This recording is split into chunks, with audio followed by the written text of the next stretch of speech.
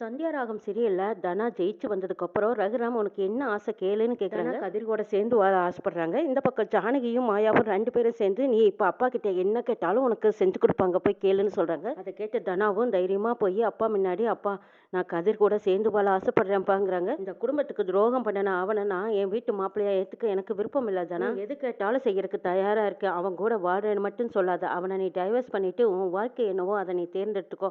அதுக்கப்புறம் அப்பா நான் உனக்கு சப்போர்ட்டாக இருக்கிறேன்னு ரகுராம் சொல்கிறத கேட்டதும் தானே அதிர்ச்சி அடைகிறாங்க. அங்கே நிற்கிற ஜானகி மாயா இவங்களும் என்னங்க என்ன பேசிகிட்டு இருக்கிறீங்கன்னு கேட்குறாங்க. ஜானகி இது என் பொண்ணோட வாழ்க்கை, இதில் யாரும் தலையிடக்கூடாதுன்னு ரகுராம் சொல்லவும் பேசாமல் இருக்காங்க. தானா அப்பா கிட்ட கேட்குறாங்க, அப்பா நான் கதிர்கோட சேர்ந்து வாழ ஆசைப்படுறேன்ப்பாங்கிறாங்க. தானா என் விருப்பத்துக்கு மாறா நீ அவங்கூட சேர்ந்து வாழக்கூடாது. அவன் முதல்ல இந்த வீட்லேயே இருக்கக்கூடாது. டேய் நீ வீட்டை விட்டு வெளியே போடா. கொஞ்சம் கொஞ்சமாக என் பொண்ணோட மனசை மாற்றி இந்த குடும்பத்திலேயே நிரந்தரமாக தங்கிடலான்னு முடிவு பண்ணிட்டியா? இனிமேல் உனக்கு இந்த வீட்டில் இடமில்ல மாதிரி அதை வெளியில் போயிடுன்னு கதிர் கழுத்தை பிடிச்சி வெளியில் தள்ளிடுறாங்க ரகுராம். அப்பா நான் கதிர் கூட தான்ப்பா சேர்ந்து வாழ ஆசைப்படுறேன். கதிரியே இந்த வீட்டில் இருக்க வேண்டான்னு நீங்கள் வெளியே அனுப்புனதுக்கு அப்புறமா நானும் இங்கே இருக்க தயாராக இல்லை, நானும் கதிர் கூடவே சேர்ந்து போகிறேன்ப்பான்னு சொல்லி தானா கதிர் கையை பிடிச்சிட்டு விட்டு 2 பேரும் வெளியில் போகிறாங்க. இது எல்லாம் பார்த்துட்டு இருந்தார் ரகுராம். பார்த்ததும் உடனே தான் பொண்ணு தான் பேச்சை கேட்காம தன்னை விட்டு பிரிஞ்சு போகிறாளேன்னு பார்த்துட்டு இருந்தார் ரகுராமுக்கு திடீர்னு நெஞ்சு வலி வந்ததும் அம்மா அப்படின்னு நெஞ்சை பிடிச்சிட்டு விழுந்துடுறாங்க. திரும்பி பார்த்தா தானா அப்பா என்னாச்சு உங்களுக்குன்னு ஓடி வராங்க. அப்பா உங்களுக்கு ஒன்றும் ஆகாது, எழுந்துறீங்க எழுந்துறீங்கன்னு தானா பதறி போயிடுறாங்க. அப்பா கிட்ட தன்னோட விருப்பத்தை கேட்டால் ஒருவேளை கதிரியும் என்னையும் வீட்டை விட்டு வெளியே அனுப்பிடுவாரோ, என்னை வெளியே அனுப்புனதுக்கு அப்புறம் அப்பாவுக்கு நெஞ்சு வலி வந்துட்டா என்ன செய்யறதுன்னு தனா யோசிச்சுட்டே நிற்கிறாங்க. ரகுராம் கேட்குறாங்க, தனா என்னாச்சு உனக்கு? உன்னோட விருப்பத்தையும் ஆசையும் சொல்லுன்னு கேட்குறேன், நீ பாட்டுக்கு பேசாமல் அமைதியாக நிற்கிறியே, சொல்லுமா. ரகுராம் தானாவை உலுக்கி என்னாச்சு தானா ஏன் அப்படியே நிற்கிற, நான் கேட்குறக்கு நீ பதில் சொல்லுன்னு கேட்குறாங்க. அப்பா என்னோட விருப்பத்தையும் ஆசையும் நான் இன்னொரு நாள் உங்ககிட்ட கேட்குறேங்கிறாங்க தானா. அப்படியா சரி ரொம்ப சந்தோஷம், நீ எப்போ வேணாலும் கேளு, நான் செய்ய தயாராக இருக்கேன்னு சொல்கிறாங்க ரகுராம். தானே அவங்க ரூமுக்கு போகிறாங்க. மாயாவும் ஜானகியும் பின்னாடியே போய் மாயா அப்பா தான் என்ன வேணும்னு கேட்டாங்கல்ல, நீ ஏன் சொல்ல மறுத்த? உன்னோட விருப்பத்தை சொல்ல வேண்டியதானே. கதிர் கூட சேர்ந்து வாழ்றேன்னு சொல்லியிருந்தா நிச்சயமாக பெரியப்பா உன்னை கதிர் கூட சேர்த்து வச்சுருப்பாங்க. ஏன் தானே சொல்லாமல் வந்தேன்னு ஜானகி அம்மா கேட்கவும், அப்பாவுக்கு விருப்பமில்லாத விஷயத்த நான் சொல்லி அப்பாவுக்கு உடம்பு சரியில்லாமல் போயிட்டா என்னம்மா செய்கிறது? கதிரை பிடிக்கலைங்கிற விஷயம் நமக்கு தெரியும். ஒருவேளை பிடிக்காத விஷயத்த தன் பொண்ணு கேட்குறாளேன்னு சொல்லி அப்பா வேண்டான்னு மறுத்துட்டாங்கன்னா அது என்னாலையும் தாங்கிக்க முடியாது. எனக்கு கதிரோடு தான் சேர்ந்து வாழ ஆசைப்படுறேன்னு நான் சொன்னால் அது அப்பா நிலையும் தாங்கிக்க முடியாது. என் மேலே அவ்வளவு நம்பிக்கை வச்சிருக்கிற அப்பாவுக்கு ஒன்று கிடக்க ஒன்று ஆயிட்டா என்னம்மா செய்கிறது? அதனால என் விருப்பத்தையும் ஆசையும் நம்ம எதுவோ அப்பா கிட்ட சொல்லிக்கிறேங்கிறாங்க தானா. சரி தானா நீ எடுத்த முடிவு சரிதான், அப்பா கிட்ட மெதுவாகவே சொல்லிட்டு போகிறாங்க ஜானகி. தனா கோலம் போட்டுட்டு இருக்கிறாங்க. அங்கே கதிர் வர்றாங்க. வந்ததும் தனா கையை பிடிச்சா அவங்களும் கூடவே கோலம் போடுறாங்க. கதிர் தனா 2 பேரும் ஒருத்தருக்கு ஒருத்தர் பார்த்து ரொமான்ஸ் பண்ணிட்டு இருக்காங்க. இதை ரகுராம் வந்து பார்த்துடுறாங்க. வந்ததும் கதிரை டேய்னு சத்தம் போடுறாங்க. கதிர் தனா 2 பேரும் பயந்துட்டு திரும்பி பார்க்குறாங்க. ரகுராம் கோவத்தில் நிற்கிறத பார்த்ததும் தனா கதிர் 2 பேரும் கையை பிடிச்சிருந்த கையை விட்டுறாங்க. என் பொண்ணுக்கிட்ட உனக்கு என்ன பேச்சு? நீ தான் என் பொண்ணுக்கிட்ட பேசக்கூடாதுன்னு நான் சொல்லியிருக்கேன்ல. மெல்ல மெல்ல என் பொண்ணோட மனசை கலைக்கிறதுக்காக நீ அவகிட்ட நெருங்கி பழகிட்டு இருக்கிறியா? பொண்ணு போட்டியில் ஜெயிச்சு என் கௌரவத்தை தேடி கொடுத்துருக்கா. ஆனால் நீ என்ன பண்ண? உன்னால இந்த குடும்பம் மானம் மரியாதை எல்லாமே போச்சு. என் பொண்ணை பற்றி எனக்கு நல்லா தெரியும். நீ இனிமேல் இந்த வீட்டில் இருக்கக்கூடாது, மரியாதையை வெளியில் போன்னு சொல்லி வந்ததும் கழுத்தை பிடிச்சி தள்ளுறாங்க.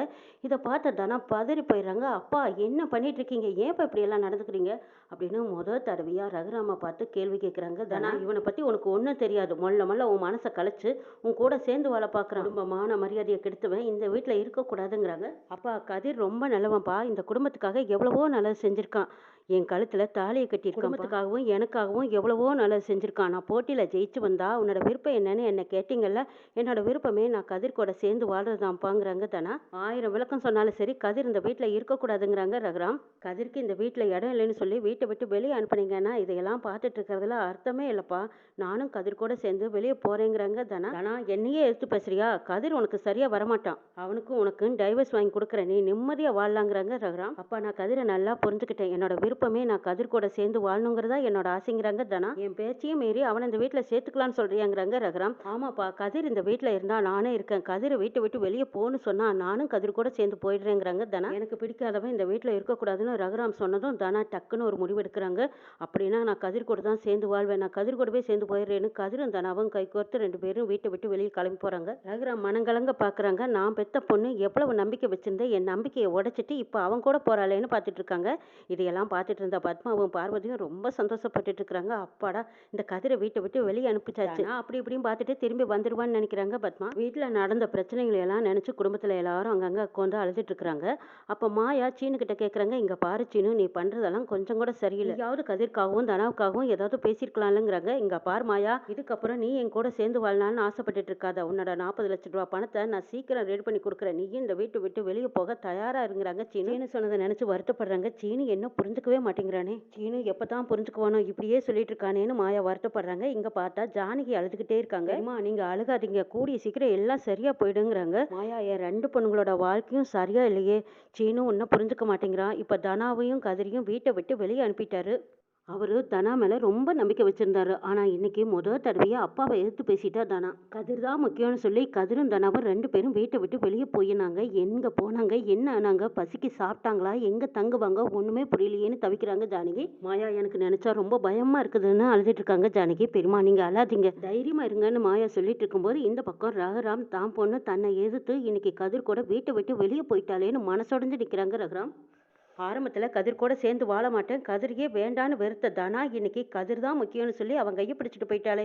என்னையே ஏத்து பேசுற அளவுக்கு அந்த அளவுக்கு அவளுக்கு துணிச்சல், தைரியமா? அப்ப தனா கதிர் மேல அந்த அளவுக்கு நம்பிக்கை வச்சிருக்கான். அவன் ஏதோ இந்த குடும்பத்துக்காக நல்லது செஞ்சான்னு சொல்றாளே, அப்படி அவன் என்னதான் நல்லது செஞ்சான்? இப்ப என் பொண்ணை தான் என்கிட்ட இருந்து பிரிச்சு கூட்டிட்டு போறான். இது என்னால தாங்க முடியலையேன்னு அப்படியே நெஞ்சில கை வைக்கிறாங்க ரகுராம்.